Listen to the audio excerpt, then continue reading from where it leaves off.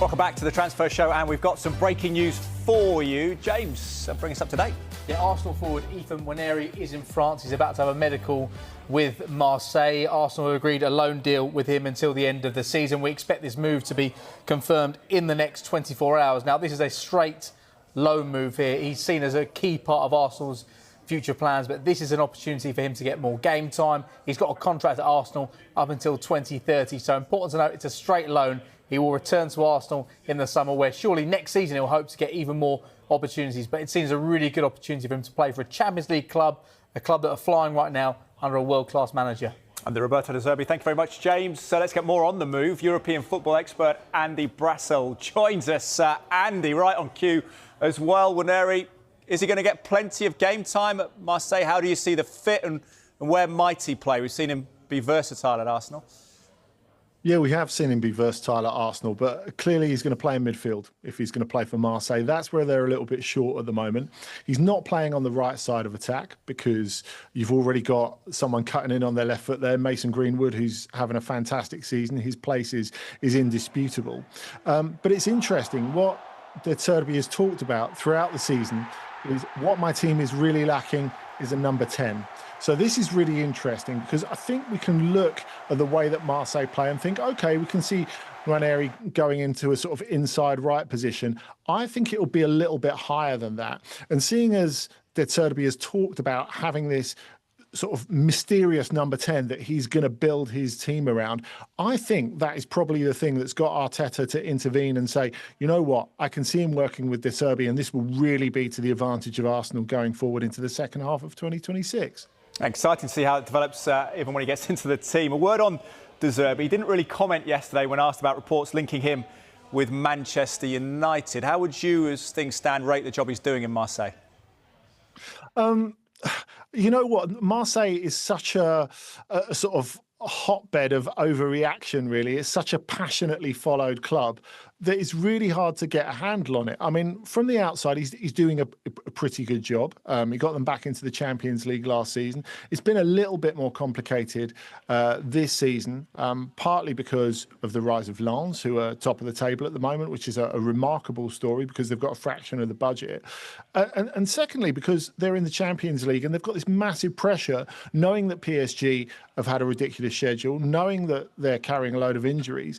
And there's a bit of a sense of, we have to go and win the league this season, which you should never be feeling in France if you're a team that's not PSG. So, look, I would say overall he's doing a pretty good job. But then again, you go back to them losing their last home game against Nantes, and he's being torn off by every ex-player on television, on French TV, saying, oh, Marseille have not improved under him, which is patently false.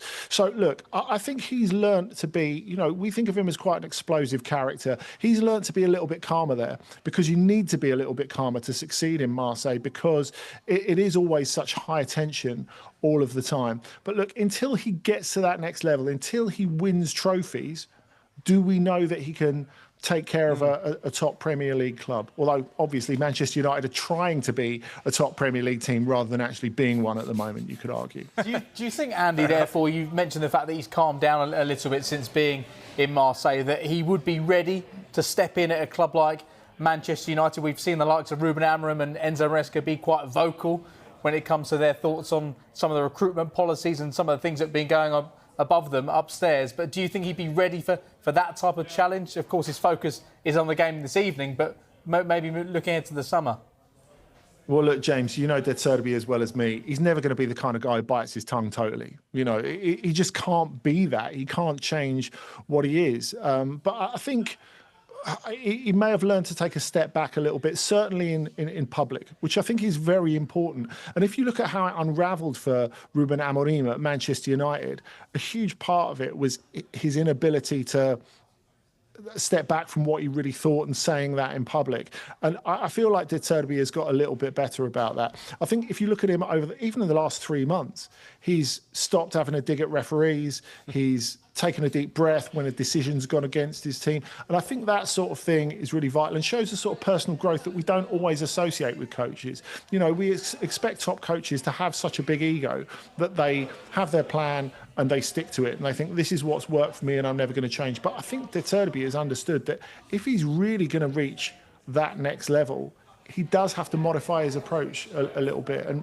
you know, that would definitely be the way to go in at Manchester United, because what brought down Amorim is his inability or unwillingness to change from what he always did. Fascinating to hear that. Now, our top story, Andy, is that Jean-Philippe Mateta has asked to leave Crystal Palace. What we were wondering here is, with Juventus being one of the clubs interested in signing him, but not seemingly prepared to pay what Palace want for him, why aren't they stumping up the money? Is it tactics or is it just finances? Well, they spent a lot in the summer, Teddy. You know, they brought in a load of forward players. And that to me is why, to an extent, it's slightly surprising that Juventus are going for Jean-Philippe Mateta. But they know, of course, that they're going to be off the hook for Dusan Vlahovic's wages. He's injured at the moment, but he's leaving in the summer. He's out of contract. And unless he takes a massive pay cut, he won't be coming back. You know, other clubs are interested in him, led by Barcelona, who are, of course, always looking for a bargain, particularly when it comes to strikers and particularly when it comes to replacing Robert Lewandowski. But I think the problem is none of those forward players have really clicked so far. Jonathan David's form has been improved over recent weeks. Of course, Palace inquired about him when Juventus originally suggested the Mateta deal. I wonder if one that could come into the picture is Lois Openda, who came across from Leipzig. Of course, technically he's still on loan from Leipzig, so there would be a bit of manoeuvring to get themselves into a position to sign him.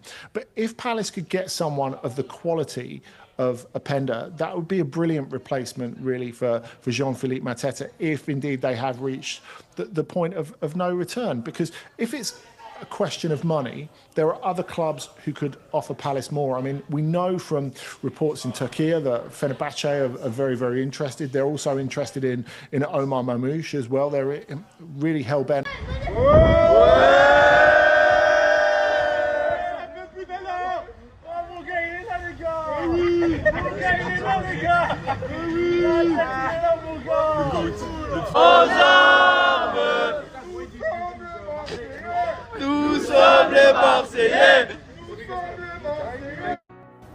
So yes, our academy prodigy, it's Nwaneri, has arrived at Marseille to complete his temporal loan move to Olympique Marseille. As you can see, here's the arrival of the young Arsenal talent, as he was welcomed by the fans, as he will be looking forward to have a loan deal with the French side until June.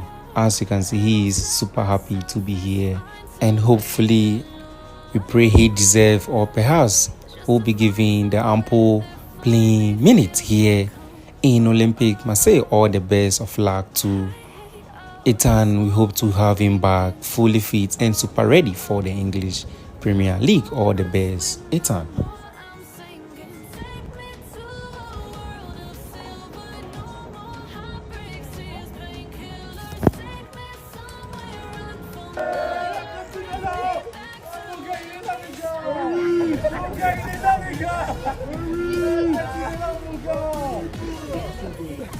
My brother!